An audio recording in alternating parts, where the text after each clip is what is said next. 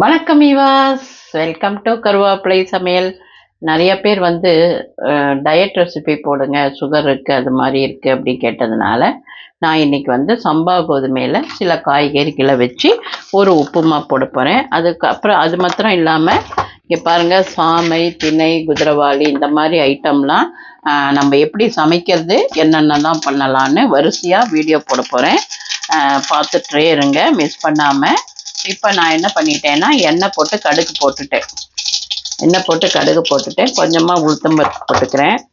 ஆக்சுவலாக நீங்கள் குழந்தைங்களுக்கு கொஞ்சம் மிடில் ஏஜுக்கு ஒர்க் பண்ணுறதா இருந்தால் வேர்க்கடலை கூட சேர்த்துக்கலாம், நல்லாயிருக்கும். இதில் வந்து பச்சை மிளகாய் 3, கருவேப்பிலை போட்டிருக்கேன். இதோட நம்ம என்ன பண்ண போகிறோம்னா 2 காய்கறிகள். இது வந்து நான் வந்து சவுச்சவு நறுக்கி வச்சுருக்கேன். இது வந்து கோஸ். இதை 2ஐயும் சேர்த்துறேன். அதாவது உப்புமாவை வெறும்னா சாப்பிடாம கொஞ்சம் காய்கறியோடு சேர்த்து சாப்பிடும்போது ரொம்ப ஹெல்த்தியாக இருக்கும். இதில் நீங்கள் நைஸாக அவரைக்காயெலாம் கூட நறுக்கலாம், நல்லாயிருக்கும். ட்ரை பண்ணி பாருங்கள். பீன்ஸு, அவரைக்காய், கேரட் சில பேர் சாப்பிட்றதில்ல டயட் ரெசிபின்றதுனால. ஸோ வந்து இந்த மாதிரி நார் சத்து இருக்கிற காய்கறி, நீர் காய்கறி இதை மாதிரியும் சாப்பிட்லாம். இப்போ நான் வந்து இதெல்லாம் போட்டுட்டேன். இப்போ உப்பு போட்டுருவேன். உப்பு போட்டுட்டு கொஞ்சம் வதங்கட்டும் அப்படின்னு வெயிட் பண்ணுவோம். காய் வந்து இது தண்ணியிலே வெந்துடும், ஏன்னா அவ்வளோ நைஸாக நறுக்கிருக்கிறதுனால நீங்கள் ரொம்ப நேரம் வேக வைக்கணும்னு இல்லை. இப்போ பார்த்தீங்கன்னா இந்த மாதிரி தான் சம்பா கோதுமை ரவை கிடைக்கும். வறுத்த சம்பா கோதுமை ரவான்னு போட்டு கிடைக்கும். இந்த மாதிரி தான் கிடைக்கும். 1/2 கிலோ பாக்கெட் வாங்கினேன். நான் ஒரு 1/4 கிலோவுக்கு கொஞ்சம் கம்மியாக 200 கிராம் எடுத்திருக்கேன். 200 கிராம் எடுத்து 2 ஆள் சாப்பிட்லாம். ஒரு ஆளுக்கு 100 கிராம், 2 ஆளுக்கு 200 கிராம். இந்த மாதிரி கொஞ்சம் காய்கறிகளே இதுலேயே இன்னும் துருவின கேரட்டு, அப்புறம் பீன்ஸு, உருளைக்கிழங்கு கூட போட்டுக்கலாம். ஆனால் உருளைக்கிழங்கு அடியிலேருந்து பூமிக்கு அடியிலேருந்து வர்றதுனால அதை அவாய்ட் பண்ணிவிடுங்க. இப்போ இதற்கு வந்து தேவையான தண்ணி ஊற்றுறேன். ஒரு பெரிய டம்ளர் 1 டம்ளர் தண்ணி ஊற்றிருக்கேன். இந்த தண்ணி வந்து இந்த கப்பு வந்து இந்த டம்ளரில் அளந்தீங்கன்னா முக்கா இருக்கும். கொஞ்சம் தண்ணி கொதித்த உடனே போட்டிங்கன்னா கரெக்டாக ரவையாக நல்லா வரும். ஆனால் இந்த சம்பா கோதுமையை இந்த மாதிரி திக்கான பாத்திரத்தில் பண்ணிங்கன்னா தான் உங்களுக்கு நல்லா வெந்து பொலன்னு வரும். பேனில் பண்ணலாம், திக்கான ஐட்டமில். பாண்ட்லி, இந்த மாதிரி பாண்ட்லி இருந்தால் சௌரியம். ஸோ இது தண்ணி நல்லா கொதிக்கட்டும். கொதிக்கும்போது நம்ம என்ன பண்ணணும், இதை போட்டுடணும். தேவையான உப்பை நான் போட்டுட்டேன் ஏற்கனவே. அதுக்கு தேவையான உப்பு போதுமானது. ஸோ இது கொதித்த உடனே இதை போட்டு பொறுமையாக கிளறி விட்டு அப்படியே வேக விட்டு எடுத்தோன்னா சொலையாக உதிரியாக உப்புமா ரெடி ஆகிடும். இங்கே பார்த்தீங்கன்னா கொத்தமல்லி எடுத்து வச்சுருக்கேன். அது வாசனையாக சூப்பராக இருக்கும் சாப்பிட்றதுக்கு. எங்கள் பாட்டி என்ன பண்ணுவா, இந்த மாதிரி வாழைப்பூலாம் பண்ணான்னா இந்த மடலை எடுத்து வச்சுட்டு இதில் சுட போட்டு தருவா. ரொம்ப நல்லா இருக்கும், டேஸ்ட்டாக இருக்கும். நீங்களும் இதெல்லாம் ட்ரை பண்ணியிருக்கீங்களா? இல்லைன்னா ட்ரை பண்ணி பார்த்துட்டு சொல்லுங்கள். பாருங்கள், இப்போ ஜம்முன்னு கொதிச்சுட்டு ஸோ இதில் வந்து நம்ம அந்த குருணையை சேர்த்துறோம். சம்பா கோதுமை குருணையை சேர்த்துறோம். இந்த மாதிரி இந்த அளவுக்கு தண்ணி மேலே இருந்தால் போகிறோம். அதுவே பலன்னு வெந்து வந்துடும். இந்த தண்ணி மாத்திரம் பார்த்துக்கோங்க. போட்டால் கொஞ்சம் மேலே கொஞ்சம் தண்ணி இருக்கணும், அது இருந்தாலே போதுமானது. அப்படி இல்லைன்னா கொஞ்சம் சுட வச்சு தண்ணியை சேர்த்துக்கோங்க, அவ்வளோதான். இது வந்து தட்டை போட்டு மூடி நம்ம பொறுமையாக வேகட்டும்னு வெயிட் பண்ணணும். இது கொஞ்சம் வேகத்துக்கு பொறுமையாக தான் வேகப்படணும். ஒரு 5 நிமிஷம் தாராளமாக ஆகும். ஸோ இப்போ வெந்துடுத்து, இந்த ஓரளவுக்கு தண்ணியெல்லாம் இழுத்துடுத்து. இப்போ நம்ம சிம் பண்ணிவிட்டு இந்த எடுத்து ஒரு தட்டை போட்டு மூடிடணும். அப்போ தான் அது பொலன்னு வேகும்.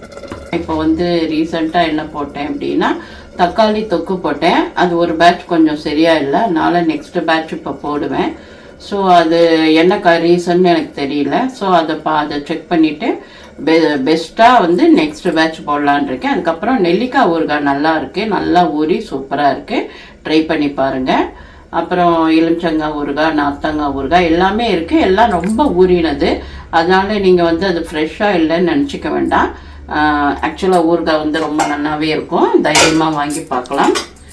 அப்புறம் வேறு என்ன சொல்லணும், அது மாத்திரம் இல்லாமல் இட்லி பொடி, மிளகா பொடி, எள்ளு பொடி, அப்புறமா இது என்னது, அது ஆந்திரா பருப்பு பொடி, இந்த மாதிரி நிறைய ஐட்டம் இருக்குது. சாம்பார் பொடி, எது வேணும்னாலும் நீங்கள் கருப்பு கவுனி இந்த மாதிரி எது வேணும்னாலும் நீங்கள் எங்ககிட்ட சொன்னீங்கன்னா நாங்கள் கண்டிப்பாக உங்களுக்கு தேவையானதை ட்ரை பண்ணி கண்டிப்பாக அனுப்புவோம். ஸோ எங்களோட வாட்ஸ்அப் நம்பர் என்னன்னு கேட்டிங்கன்னா 8300820475 வாட்ஸ்அப் பண்ணுங்கள். ஆரோக்கியமாக இருக்கும், ஆரோக்கியமாக சாப்பிட்றோம். ஒன்றும் இதை முடிக்கவே இல்லை, அதுக்குள்ளே சொல்லிட்டேனா? Okay sorry. இதை பாருங்கள் வெந்துட்டே இருக்குது. இப்போ இன்னும் இது இன்னும் பொறுமையாக வேகணும். இது சிம்மில் இந்த பாண்ட்லி சூட்டுக்கே வெந்து பொலன்னு வரும். அப்போ தான் உங்களுக்கு இந்த தண்ணி கொஞ்சம் லைட்டாக இருக்குல்ல, அது போய் உதிரியாக வரும். அது வரைக்கும் இது ஆவியில் தான் வேகணும். இந்த மாதிரி தட்டை போட்டு மூடி வேகணும். சரிங்களா? வெந்த உடனே சொல்கிறேன். இதையே இந்த மாதிரி கலந்து ஆஃப் பண்ணிவிட்டு அப்படியே பிடிச்சி ஆவியில் வேக வச்சா உப்புமா கொழக்கட்டை, சம்பா கோதுமை உப்புமா கொழக்கட்டை. பாருங்கள், இந்த மாதிரி பொறுமையாக இப்படி கலரி விட்டு வேக வச்சா உதிரியாக வந்துடும். ஸோ இதில் நீங்கள் வேரியேஷன் வெங்காயம் போட்டுக்கலாம், சின்ன வெங்காயம் போட்டுக்கலாம், பெருங்காயம் போட்டுக்கலாம், தேங்காய் பூ போட்டு பண்ணலாம். நான் இன்றைக்கி தேங்காய் பூ போடலை.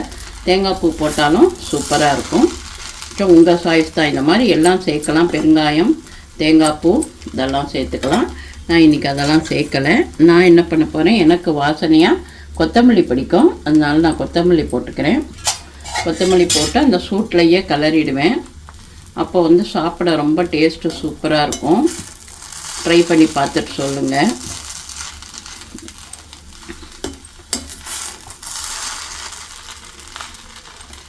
நான் சொன்ன அணைக்கலை, உதிரியாக ஆயிட்டு வருது. அடியில் லைட்டாக தோசை பிடிக்கும், அந்த தோசையும் சாப்பிட்லாம், பிரமாதமாக இருக்கும். இப்போ உதிரியாக ஓரளவுக்கு ஆயிடுச்சு. இருந்தாலும் இந்த உடனே சாப்பிடாம ஒரு 5 நிமிஷம் மூடிட்டு வச்சு சாப்பிட்டிங்கன்னா ரொம்ப நல்லாயிருக்கும். இப்போ பாருங்கள், நம்மளோட இயற்கை வாழைப்பூவோட மடலில் நம்ம உங்களுக்கு வச்சு காமிக்கிறேன். எப்படி இருக்குதுன்னு சொல்லுங்கள். என்னெல்லாம் வேணும்னாலும் நீங்கள் ஆர்டர் கொடுத்துக்கலாம். நம்ம ஹேர் ஆயில் நான் 2 வருஷமாக தயார் பண்ணி அனுப்பிச்சுட்டுருக்கேன், நல்ல ரிசல்ட் இருக்குது. ஸோ உங்களுக்கு நம்மளோட ஹேர் ஆயில் வேணும்னா 8300820475 அப்படின்ற எண்ணுக்கு வாட்ஸ்அப் பண்ணிங்கன்னா ஹாய் போட்டால் போகிறோம். இல்லை உங்களுக்கு என்ன வேணுமோ அதில் எல்லா ப்ராடக்ட்டும் எங்களோடது வரும். நீங்கள் ஆட் பண்ணி கார்ட்டுக்கு ஆட் பண்ணி ஜிபே பண்ணிட்டீங்கன்னா உங்கள் வீட்டுக்கு அட்ரஸோடு அனுப்பிச்சிட்டிங்கன்னா கொரியர் வந்துடும். ஒரு நாள் இன்றைக்கி அனுப்பிச்சிங்கன்னா நாளைக்கு, இன்றைக்கி அனுப்பிச்சோன்னா நாளைக்கு உங்களுக்கு கொரியர் கிடச்சிடும். இல்லை 1 or 2 days தான் மேக்ஸிமம். நீங்கள் கொடுத்த பேராதரவுக்கு நன்றி சொல்லிவிட்டு ஆரோக்கியமாக சாப்பிட்றோம், ஆரோக்கியமாக இருக்கோம். நன்றி, வாழ்த்துக்கள்.